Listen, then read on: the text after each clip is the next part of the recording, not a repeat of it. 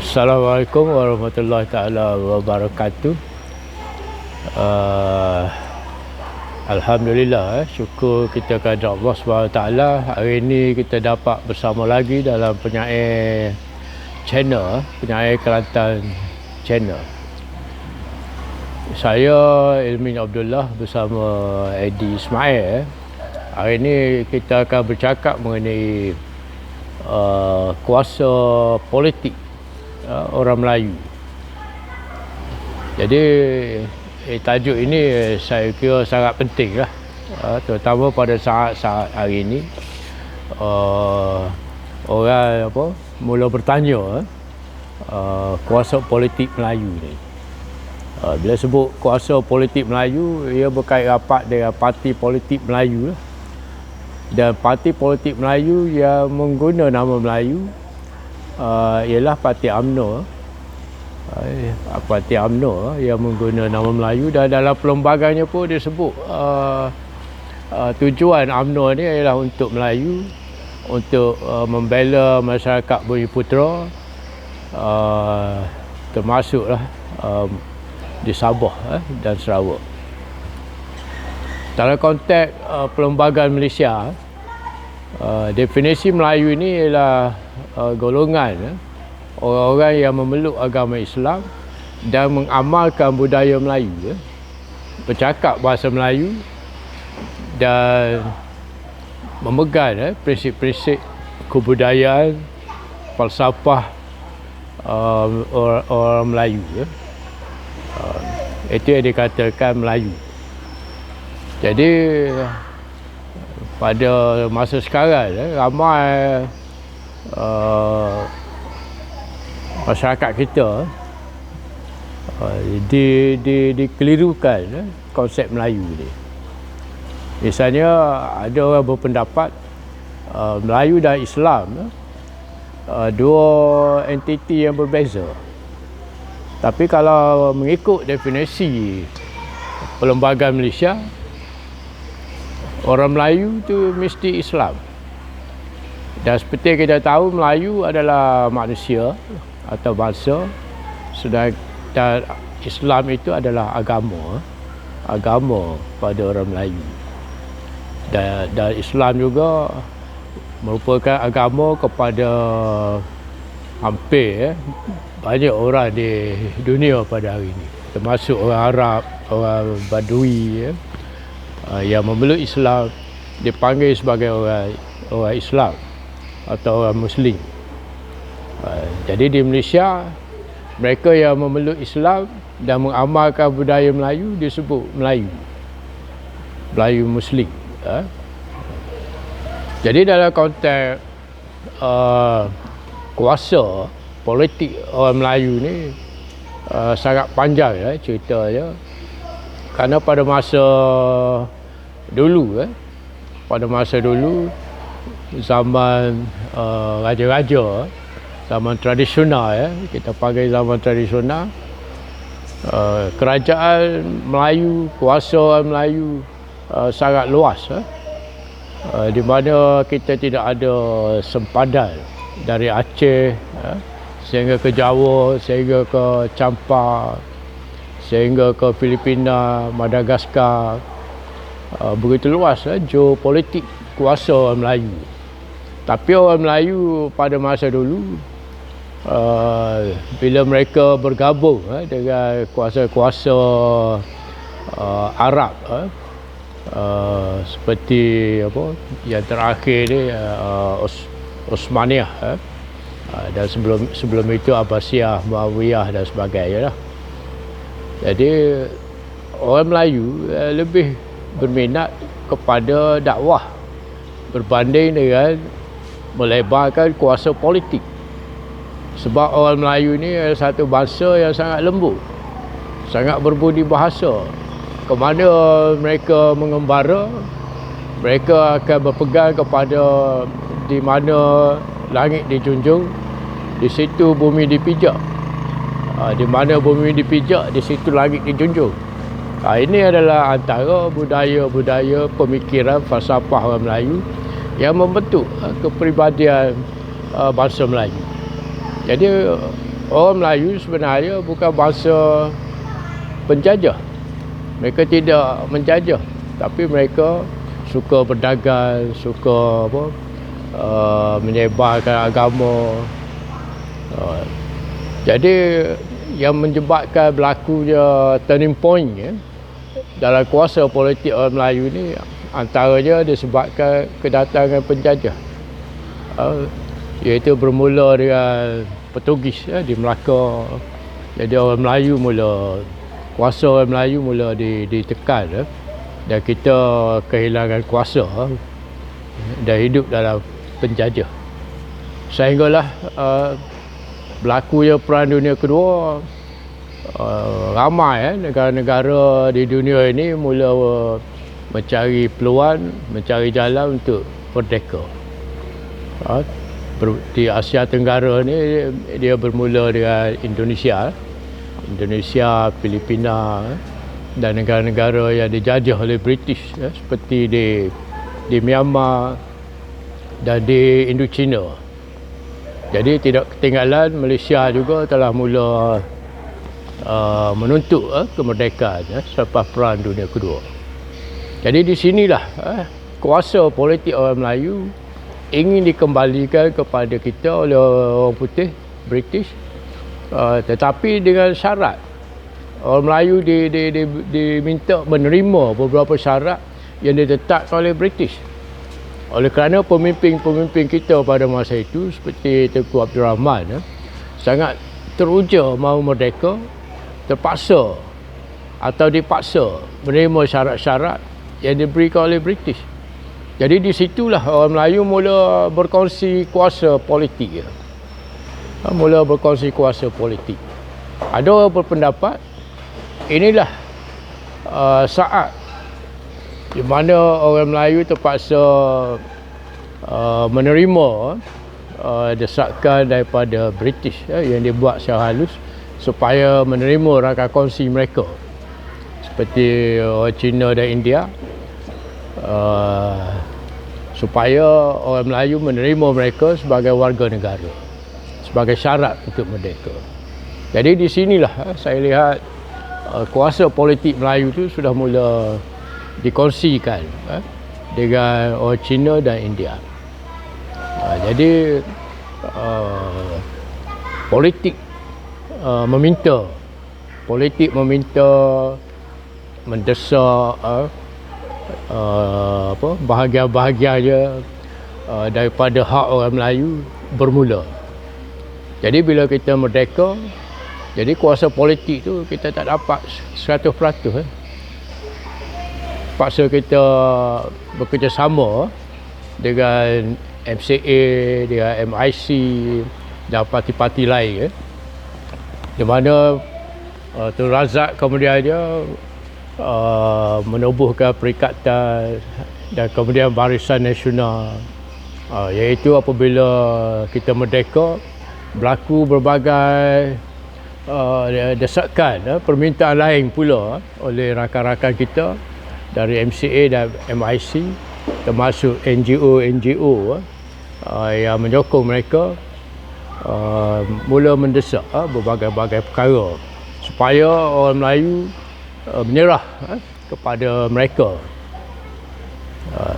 sedikit demi sedikit. Jadi kuasa politik orang Melayu tidak dapat digunakan untuk mencapai hasrat-hasrat yang kita idamkan, yang kita bentuk dalam dasar ekonomi baru misalnya. Kita mahu 30% ekonomi tidak dapat kita capai kerana diganggu oleh permintaan-permintaan yang begitu tidak masuk akal dari kalangan rakan-rakan kita yang lain. Jadi inilah yang saya kata, orang Melayu mesti kembali mendapat 100% kuasa politik. Kita jangan jangan terikut-ikut dengan desakan Melayu liberal, Melayu yang bersifat tak apa, serah sikit mereka kata tak apa. Sebab mereka ini kadang-kadang terdiri daripada golongan yang sudah menjadi elit, sudah berjaya dalam ekonomi. Jadi mereka minta rakyat, orang Melayu, bersikap sederhana, bersikap liberal dan sebagainya. Walhal mereka sudah senang. Pemimpin-pemimpin elit di atas ada sudah senang, sudah kaya raya mereka dan keluarga mereka. Jadi mereka mahu rakyat-rakyat orang Melayu di bawah menerima kebanyakan desakan dan permintaan-permintaan rakan-rakan kita. Dan sekarang seperti kita tahu, desakan dari DAP yang begitu kuat supaya orang Melayu tidak mengguna nama Melayu dalam permintaan mereka. Sebab itu kita perhatikan dasar-dasar kerajaan ini sudah menghilangkan nama Melayu. Diganti dengan B20, M20.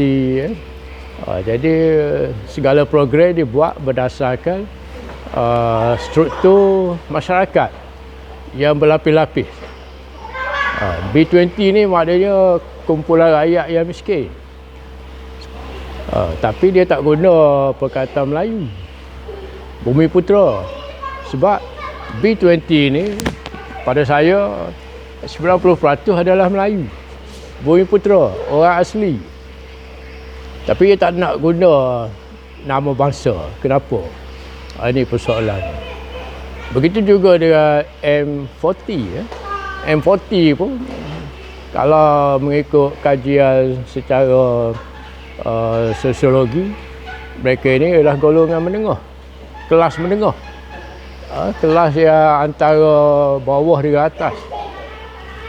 Dan kelas ini juga ramai di kalangan bukan Bumiputera, bukan Melayu.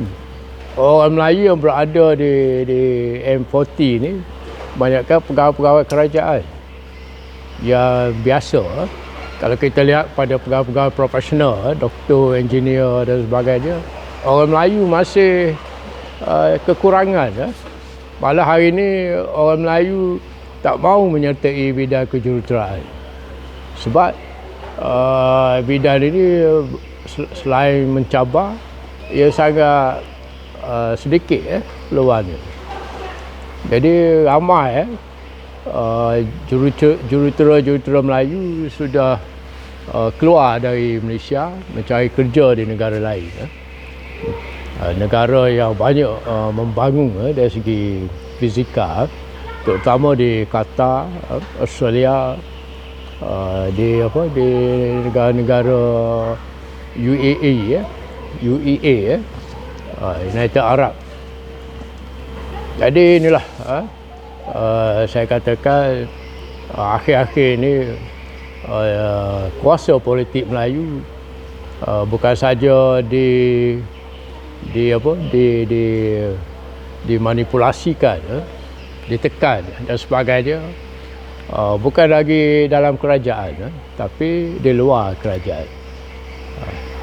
Lebih-lebih lagi selepas PRU 14 dulu, bila UMNO jatuh, parti-parti yang naik tidak mahu mengaku sebagai parti Melayu. Mereka menganggap mereka adalah parti liberal. Tapi bila mereka berkuasa, baru mereka tahu bahawa mereka sebenarnya sedang dikuasai, dimanipulasi oleh golongan-golongan elit, golongan-golongan kapitalis yang mahu meneruskan pembulutan ekonomi mereka di tanah air kita.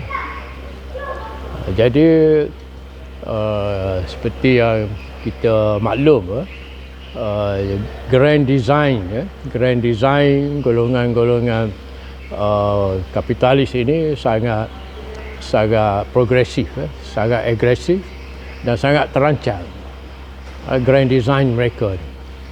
Sebab itu semasa PH memerintah 22 bulan, mereka telah menekankan ISET. Mereka telah meminta Statute of Rome dilaksanakan di Malaysia. di mana mengurangkan kuasa raja-raja. Dia minta bahasa Melayu tidak dijadikan bahasa rasmi. Bahasa Inggeris boleh diguna pakai dalam berbagai aktiviti rasmi. Dan begitulah kita lihat mereka juga mahu seperti diploma dari Taiwan diiktiraf supaya dapat digunakan di Malaysia. Sebenarnya ini semua adalah satu grand design yang dibuat oleh mereka yang mempunyai rangkaian kedudukan yang sama di seluruh dunia. Jadi kita berharaplah orang Melayu berfikir untuk mencari jalan bagaimana untuk kita mendapat balik kuasa politik di tanah Melayu. Kalau kita terlepas kuasa politik pada hari ini, saya percaya kita juga akan jadi seperti Ukraine pada hari ini. Mereka tidak dapat mempertahankan nasionalisme mereka, tidak dapat mempertahankan negara mereka kerana mereka sudah tidak ada jati diri dalam negara mereka.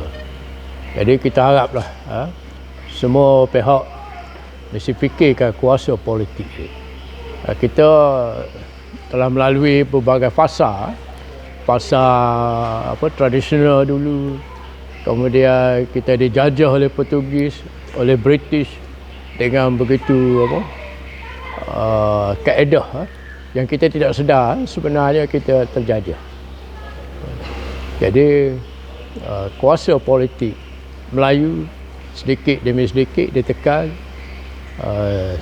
sehingga sedar atau tidak sedar, apabila UMNO kalah, mereka mula memperkenalkan dasar-dasar menghapuskan kuasa politik Melayu dengan cara memperkenalkan dasar seperti ISET, seperti slogan-slogan anti-rasis. Sedangkan kita tahu manusia ni memang dicipta oleh Allah Ta'ala berkaum-kaum, berbangsa-bangsa. Jadi ia bukan tujuan untuk kita berkelahi, tapi bertujuan untuk saling kenal mengenal, saling memahami bahawa Malaysia ni kuasa politik dia mesti pada orang Melayu. Dan kita tahu orang Melayu ni bangsa yang sangat lemah lembut, penyayang, yang tidak akan menganiai kaum-kaum lain yang berada di Malaysia. Jadi kesimpulannya, saya sekali lagi menganggap video ini pada hari ini sangat penting kerana kita mahu beri kefahaman bahawa kuasa politik Melayu kini sedang terhakis. Jadi kita yang masih ada perlu mengejar balik benda kuasa politik. Dan kita kena ingat, kita sudah hilang kuasa ekonomi, kita sudah hilang kuasa pendidikan. Tak ramai anak Melayu yang dapat pendidikan yang bertaraf dunia seperti Harvard, seperti di banyak universiti terkenal dunia yang kini dikuasai oleh bangsa-bangsa lain.